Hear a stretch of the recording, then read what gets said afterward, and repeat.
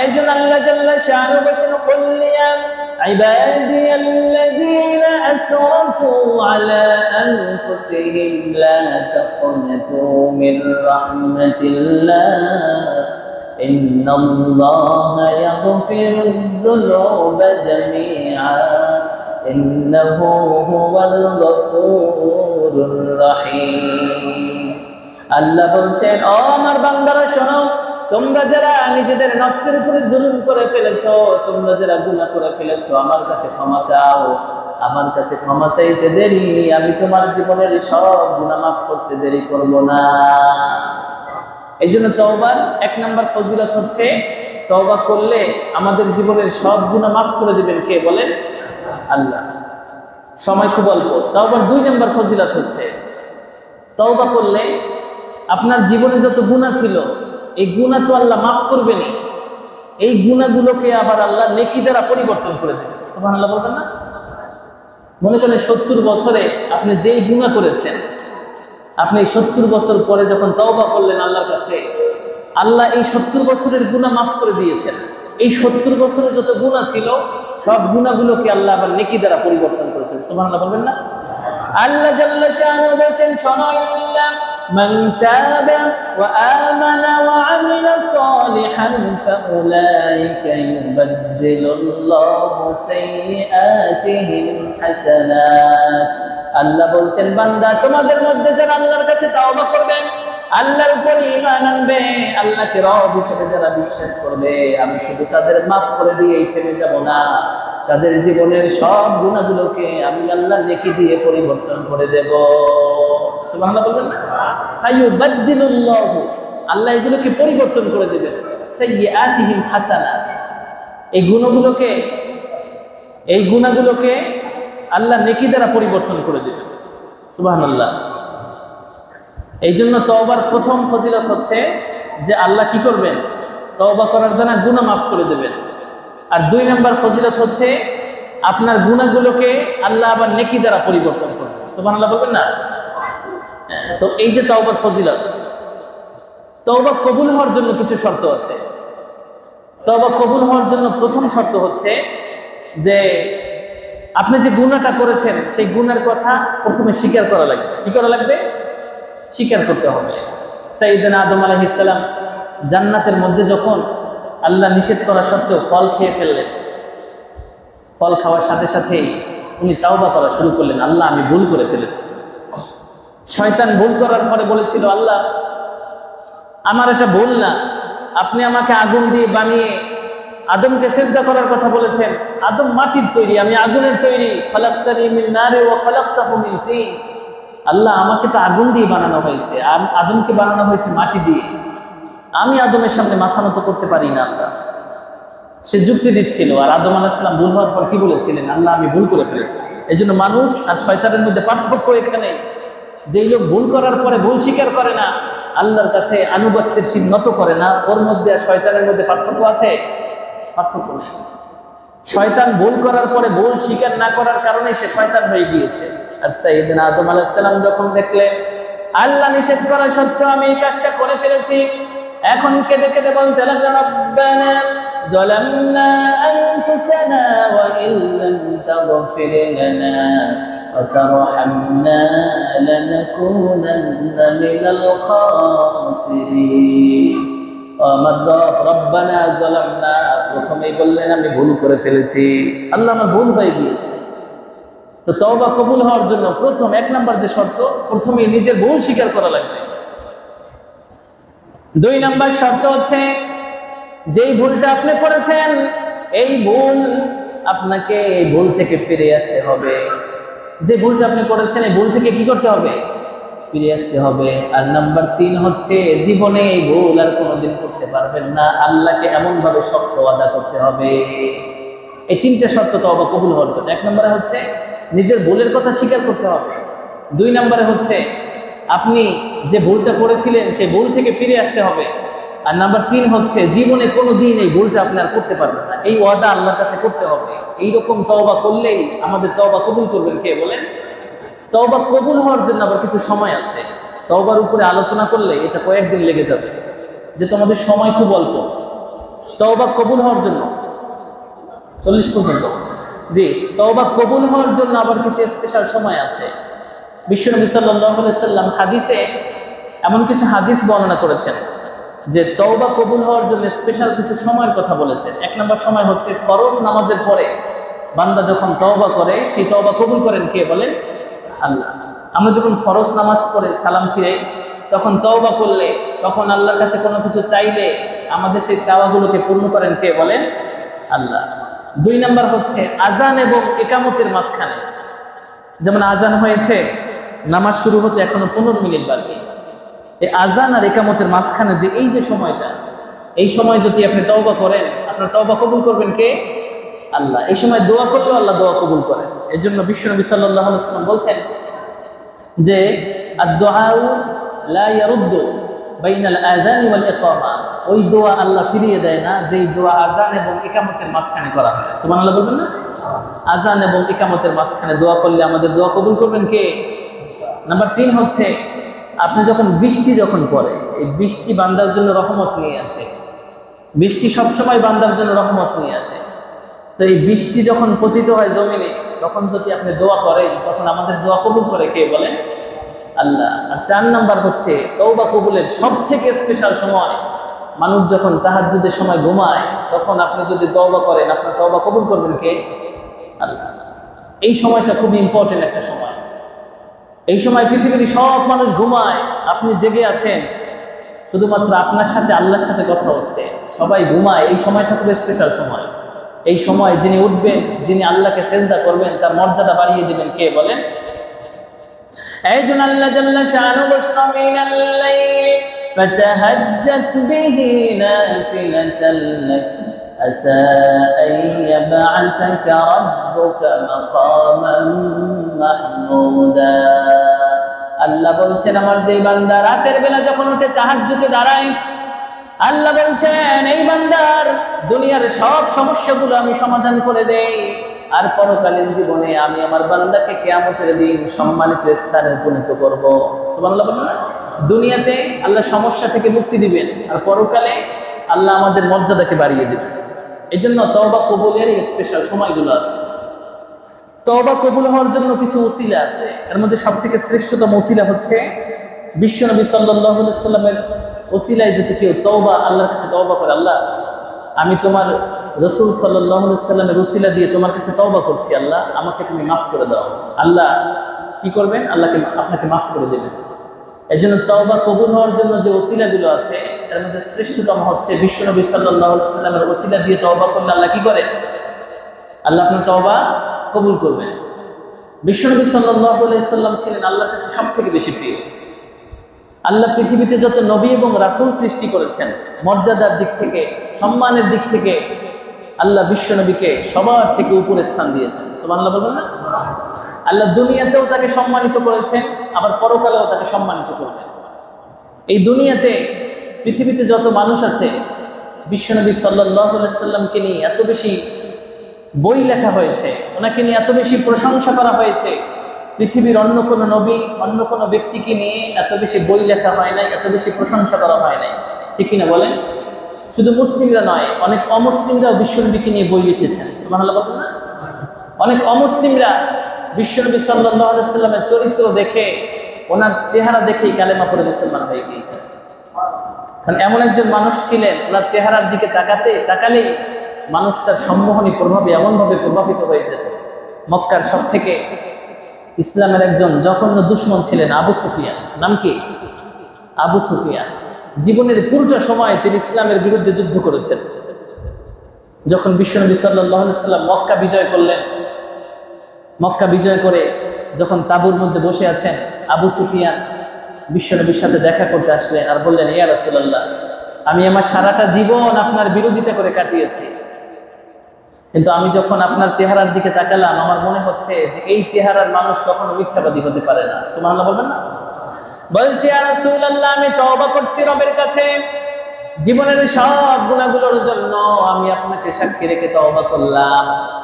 আমি জীবনের সব গুনাহগুলো থেকে ফিরে এসে আপনার হাতে হাত রেখে আমাকে কালেমা পড়িয়ে মুসলমান বানিয়ে দেন। আবু সুফিয়ান কালেমা পড়ে মুসলমান হলেন। বিশ্বনবী বললেন, আবু সুফিয়ান, তোমার পিছনের সব গুনাহগুলো আল্লাহ মাফ করে দিয়েছেন, কারণ ইসলাম এমন একটা ধর্ম, ইসলাম গ্রহণ করলে পিছনের গুনাহ মাফ করে দেয় কে? তো তার চেহারার দিকে তাকালেই তার শত্রুরা তার বন্ধু হয়ে যেত। আবু সুফিয়ান বলেছিল, ইয়া রাসূলুল্লাহ, এই কিছুক্ষণ আগেও আপনি ছিলেন আমার কাছে পৃথিবীর সব থেকে খারাপ মানুষ, কিন্তু এখন আপনি আমার চোখে পৃথিবীর সব থেকে ভালো মানুষ। সুবহানাল্লাহ বলবেন? বলছি, ইয়া রাসূলুল্লাহ, আমি আমার নিজের প্রাণকে যত ভালোবাসি তার থেকেও বেশি আপনাকে বেশি ভালোবাসি। এই জন্য বিশ্বনবীকে আল্লাহ এত বেশি সম্মানিত করেছেন, পৃথিবীর কোন নবী আর রাসূলকে আল্লাহ এত বেশি সম্মান দেয় নাই। এত বেশি কবিতা লেখা হয়েছে, এত বেশি প্রবন্ধ লেখা হয়েছে, এত বেশি বই লেখা হয়েছে। লিও টলস্টয়, রাশিয়ার একজন বিখ্যাত লেখক, এই লোকটা ছিল একজন খ্রিস্টান। উনি যখন মৃত্যুবরণ করেছে, ওনার পকেটে ছোট্ট একটা বই পাওয়া গিয়েছিল, দ্য সেইংস অফ মুহাম্মদ, বিশ্বনবীর জীবনী। উনি সবসময় শুধু বিশ্বনবীর জীবনী পড়তেন। সুবহানাল্লাহ বলবেন না? বিশ্বনবীকে নিয়ে একটা বই লিখেছেন, the biography of the prophet Muhammad সাল্লাল্লাহু আলাইহি সাল্লাম। এই বইয়ের মধ্যে তিনি লিখেছেন, ও পৃথিবীর মানুষেরা শোনো, আমি একজন খ্রিস্টান হওয়া সত্ত্বেও আমি এটা স্বীকার করে নিয়েছি, পৃথিবীর সমস্ত নবীদের থেকে, পৃথিবীর সমস্ত মানুষদের থেকে আল্লাহ যদি একজন মানুষকে বেশি সম্মানিত করেন, তিনি হচ্ছে মুসলমানদের নবী মুহাম্মদ। সুবহানাল্লাহ বলবেন না? এই জন্য তাকে নিয়ে এত বেশি বই লেখা হয়েছে, এত বেশি কবিতা প্রবন্ধ লেখা হয়েছে, অন্য কাউকে নিয়ে লেখা হয় নাই। আমাদের জাতীয় কবি বিশ্বনবী সাল্লাল্লাহু আলাইহি সাল্লামকে নিয়ে এত সুন্দর কবিতা লিখেছেন। আমার কাছে মনে হয় নজরুলের লেখা কবিতাগুলো, নজরুলের লেখা নাতে রাসূলগুলো পৃথিবীর শ্রেষ্ঠ নাতে রাসূল। নজরুল, উনি অনেক বেশি নামাজি ছিলেন না, কিন্তু ইসলামকে এত বেশি ধারণ করতেন। কিছুদিন আগে নজরুলের কবর জিয়ারত করতে গিয়েছিলাম ঢাকা ইউনিভার্সিটি কেন্দ্রীয় মসজিদের পাশে। আমাদের জাতীয় কবি নজরুল ঘুমায়, তো ওনার কবরের পাশে আমি যখন দাঁড়ালাম, আমার শুধু মনে পড়ছিল নজরুলের লেখা নাতে রাসূলগুলো, বিশ্বনবীর শানে, ইসলামের শানে উনি এত চমৎকার কবিতা লিখেছেন, গজল লিখেছেন। উনি বলেছেন, ও মদিনার মাটি, আরবের মাটি, আমি যদি মানুষ না হয়ে তোমার মতো আরবের মাটি হতাম, তাহলে আমার উপর দিয়ে হেঁটে যেতেন রহমাতাল লিল আলামিন, আমার জীবনটা ধন্য হয়ে যেত। সুবহানাল্লাহ বলবেন? আমি যদি আরব হতাম, মদিনারি পথ, আমি যদি আরব হতাম, মদিনারি পথ, যেই পথে মোর চলে যেতেন নূর নবী হযরত, নূর নবী হযরত। সুবহানাল্লাহ। একজন মানুষ এত চমৎকার হৃদয়ের সমস্ত আবেগ আর ভালোবাসা উজাড় করে কবিতা লিখতে পারে। এজন্য বিশ্বনবীকে নিয়ে এত বেশি প্রশংসা করা হয়েছে, এত বেশি কবিতা লেখা হয়েছে। আল্লাহ এই মানুষটার সম্মান এত বাড়িয়ে দিয়েছেন।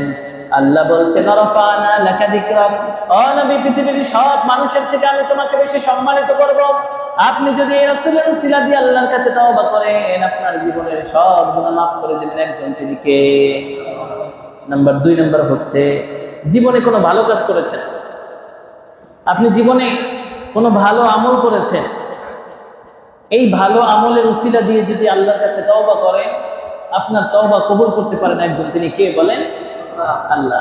বনী ইসরাইলের 3টা লোক একবার সফরে বের হয়েছে। সফরে বের হওয়ার পরে হঠাৎ করে বন্যা শুরু হয়েছে। বন্যা থেকে বাঁচার জন্য এই 3টা লোক গিয়ে একটা পাহাড়ের গুহার মধ্যে আশ্রয় নিয়েছে। তো পাহাড়ের গুহায় আশ্রয় নেওয়ার পরে এত প্রচন্ড বাতাস আর বন্যা, ওই পাহাড়ের উপরে বিশাল একটা পাথর ছিল, ওই পাথরটা এসে ওই পাহাড়ের মুখ একদম আটকে গিয়েছে। যেই জায়গা দিয়ে তারা প্রবেশ করেছিল ওই দরজাটা আটকে গিয়েছে।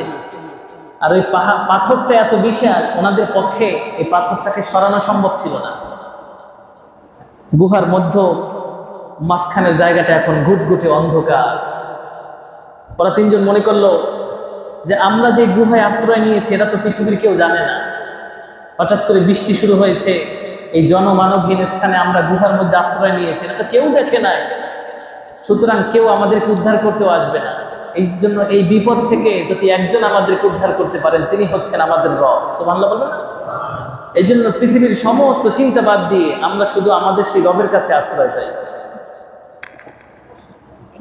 প্রথম ব্যক্তি আল্লাহর কাছে দোয়া করা শুরু করলো, আল্লাহ আপনি জানেন যে আমার কাছে একজন শ্রমিক কাজ করত। এই লোকটা একদিন কাজ করে তার পারিশ্রমিক না নিয়েই বাড়িতে চলে গিয়েছিল। একদিনের টাকা সে নেয় নাই।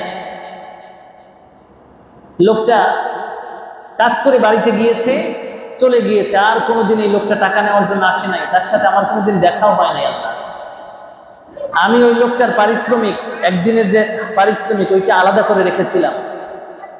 কিছুদিন পরে আমি চিন্তা করলাম লোকটার টাকা খালি খালি পড়ে আছে, আমি এটা ব্যবসায় খাটাই। আমার ব্যবসার সাথে ওই টাকাটাও যোগ করে নিলাম। ওই টাকায় যে লাভ হয়েছে আমি সেটা আলাদা করে রাখলাম। সেই টাকা আবার ব্যবসায় খাটালাম, সেই টাকা আবার আলাদা করে রাখলাম।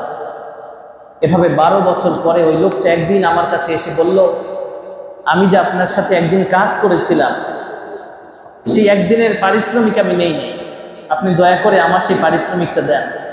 আল্লাহ আপনি জানেন আমি ওই লোকটার সমস্ত টাকা যা ব্যবসায় লাগিয়ে যে মুনাফা অর্জন করেছিলাম, বিশাল টাকার অঙ্ক, আমি সেই সব টাকা শুধু আপনাকে সন্তুষ্ট করার জন্য আমি তাকে দিয়ে দিয়েছিলাম। আল্লাহ এই কাজটা যদি তোমার কাছে পছন্দ হয়, আল্লাহ আমি এই কাজের উসিলায় তোমার কাছে তওবা করছি। আল্লাহ আমার গুনাহ মাফ করে দাও, আর এই বিপদ থেকে তুমি আমাদেরকে উদ্ধার করো। সুবহানাল্লাহ বলবেন না? বিশ্বনবী বললেন যে এই দোয়া করার পরে পাহাড়ের মুখ থেকে পাথরটা একটুখানি সরে গেল, কিন্তু এখনো বের হওয়া যাচ্ছে না, সামান্যতম একটু সরে গিয়েছে। এবার দ্বিতীয় ব্যক্তি আল্লাহর কাছে হাত উঠালো, আল্লাহ আপনি জানেন আমার বৃদ্ধ পিতামাতা ছিল। আল্লাহ আমি প্রতিদিন বাজারের দোকান শেষ করে বাড়িতে আসার পরে আমি আমার উটের দুধগুলো দহন করতাম। উটের দুধ দহন করার পরে আমি খাবার রান্না করতাম, দুধ গরম করতাম, সর্বপ্রথম আমার বৃদ্ধ বাবার মাকে খাওয়াতাম, এরপরে আমার সমস্ত ছেলে সন্তান এবং আমি আর আমার স্ত্রী খেতাম। আল্লাহ একদিন আমি বাজার থেকে এসে দেখি আমার বাবা মা ঘুমিয়ে পড়েছে। আমার স্ত্রী খাবার রান্না করে সবাইকে খাবার জন্য ডাকছেন। আমি বললাম বাবা মা না খেয়ে ঘুমিয়েছে, তারা যতক্ষণ না খাবে ততক্ষণ আমরা কেউ খাবো না। আল্লাহ আপনি জানেন আমার ছোট্ট সন্তানরা খাবারের জন্য কান্না করেছিল, কিন্তু আমি তাদেরকে খাবার দেই না, এই কারণে আমি নিয়ত করেছিলাম প্রতিদিন যেমনি ভাবে সবার আগে আমার বাবা মাকে খাওয়াই, আজকে আমার বাবা মা খাবে, তারপর আমরা সবাই খাবো। আল্লাহ তুমি জানো মাঝরাতে যখন আমার বাবা মায়ের ঘুম ভেঙেছে, আমি সেই খাবার প্রথমে আমার বাবা মাকে খাইয়েছি, তারপর অবশিষ্ট খাবার আমার সন্তানদেরকে খাইয়েছি। আল্লাহ এই কাজটা শুধু দুনিয়ার কোনো মানুষকে দেখানোর জন্য না, শুধু তোমার সন্তুষ্টর জন্য করেছিলাম। এই আমলটা যদি তোমার কাছে পছন্দ হয়, আল্লাহ এই বিশাল বিপদ থেকে তুমি আমাদেরকে মুক্ত করে দাও। আল্লাহর হাবিব বললেন দ্বিতীয় লোকটা যখন এই দোয়া করলো, পাহাড়ের মুখ থেকে পাথরটা আরেকটু সরে গেল, এখন আরেকটু সরে গিয়েছে, কিন্তু বের হওয়া যাচ্ছে না। এখন তৃতীয় ব্যক্তি আল্লাহর কাছে হাত উঠিয়েছে, আল্লাহ আপনি জানেন আমার চাচাতো বোন ছিল খুবই সুন্দরী, হাদিসটি এসেছে বুখারীর বর্ণনায়। আমি আমার চাচাতো বোনকে অনেক বেশি পছন্দ করতাম। একবার সে কিছু টাকার জন্য আমার কাছে এসেছে ধার নেয়ার জন্য। আমি তাকে বললাম আমি তোমাকে ধার দিতে পারি একটা শর্তে, যদি তুমি আমার একটা প্রস্তাব মেনে নাও। এরপর আমি তাকে একটা কুপ্রস্তাব দিয়েছিলাম আমার সাথে কিছু পার্সোনাল সময় কাটানোর জন্য। সে প্রথমে প্রত্যাখ্যান করে চলে গিয়েছে, কিন্তু টাকাটা তার খুব বেশি প্রয়োজন ছিল। একটু পরে সে আবার এসেছে, বলছে ঠিক আছে আমি তোমার প্রস্তাবে রাজি আছি, কিন্তু আমাকে তারপরও কিছু টাকা দাও। আল্লাহ আমি তাকে টাকা দিয়েছি। এরপরে যখন সে ওই নির্দিষ্ট দিনে আমার কাছে এসেছে, আমি যখন তার সাথে সেই খারাপ কাজটা করতে যাব, তখন সে আমাকে বলেছিল তুমি একটু আল্লাহকে ভয় করো। আল্লাহ এই কথাটা যখন সে বলেছে, তখন আমি সাথে সাথে তার বুকের উপর থেকে নেমে গিয়েছিলাম, শুধু তোমাকে ভয় করে বলে। আল্লাহ বলছে আল্লাহ দুনিয়ার কোনো মানুষকে দেখানোর জন্য না, আল্লাহ প্রচন্ড এমন গুনাহ করার একটা মুহূর্তে যখন তোমাকে ভয় করার কথা বলেছে, আল্লাহ শুধু তোমার ভয়ের জন্য আমি ওই কাজটা করি নাই, ওই দিন ওই গুনার কাজ থেকে শুধু তোমার ভয়ের জন্য বিরত থেকেছিলাম। আল্লাহ এই কাজটা যদি তোমার কাছে পছন্দ হয়, আমি ওই কাজের উসিলা দিয়ে তোমার কাছে তওবা করছি। আল্লাহ আমার গুনাহ মাফ করে দাও, আর এই বিপদ থেকে তুমি আমাদের উদ্ধার করে দাও। আল্লাহর হাবিব বলছেন, তৃতীয় ব্যক্তি যখন এই দোয়া করলেন, এখন গুহার মুখ থেকে পাথরটা পরিপূর্ণভাবে সরে গেল। আল্লাহ জাল্লা শানুহু এই বনী ইসরাইলের তিনজন ব্যক্তিকে এই বিপদ থেকে উদ্ধার করলেন। এই জন্য তাওবা, যখন আপনি জীবনের কোনো ভালো কাজের উসিলা দিয়ে তাওবা করবেন, আল্লাহ এই তাওবা আপনার কবুল করবেন। প্রিয় ভাইরা, জীবনের গুনার দিকে যদি আমরা তাকাই, আমাদের পাপগুলো আকাশ অতিক্রম করছে। এক একজনের আমলনামায় আমাদের এত বেশি গুনাহ, আল্লাহ যদি কিয়ামতের দিন এই গুনার জন্য আপনাকে আমাকে জিজ্ঞেস করেন, আসামির কাঠগড়ায় দাঁড় করিয়ে, বান্দা বলো এই গুনাহ কেন করেছো? আমি তো তোমাকে চোখ দিয়েছিলাম দেখার জন্য, কিন্তু পৃথিবীতে অনেক মানুষ ছিল যাদের চোখ ছিল না, যাদের জিহ্বা ছিল কিন্তু কথা বলতে পারতো না। এই নিয়ামত আমি তোমাকে দিয়েছিলাম, তুমি কেন এই কাজগুলো করেছো বলো? ওই দিন আল্লাহর সামনে আসলে জবাব দেওয়ার মতো কিছুই থাকবে না। প্রিয় ভাইরা, এই জন্য জীবনের সমস্ত গুনার কথা স্মরণ করে আমরা যদি আল্লাহর সামনে মাথা নত করে সেজদায় গিয়ে তওবা করে চোখের পানি ছেড়ে দেই, আমাদের গুনাহ একজন মাফ করে দেবেন। তিনি কে? এই জন্য আল্লাহ আমাদের সবাইকে এই তাওবার আলোচনা থেকে শিক্ষা নিয়ে, যাতে করে এই তাওবা আমাদের ব্যক্তি জীবনে আমরা কাজে লাগাতে পারি, এই তাওবার মাধ্যমে আমাদের গুনাহ মাফ করিয়ে আমরা যাতে করে দুনিয়াতে সফল হতে পারি, আর মৃত্যুর পরে জান্নাতের মেহমান হতে পারি, আল্লাহর সামনে জান্নাতি মানুষ হয়ে দাঁড়াতে পারি। আল্লাহ আমাদের সবাইকে তৌফিক দিক। সকলে বলে আমিন। আখির দাওয়ানা আলহামদুলিল্লাহি রাব্বিল আলামিন।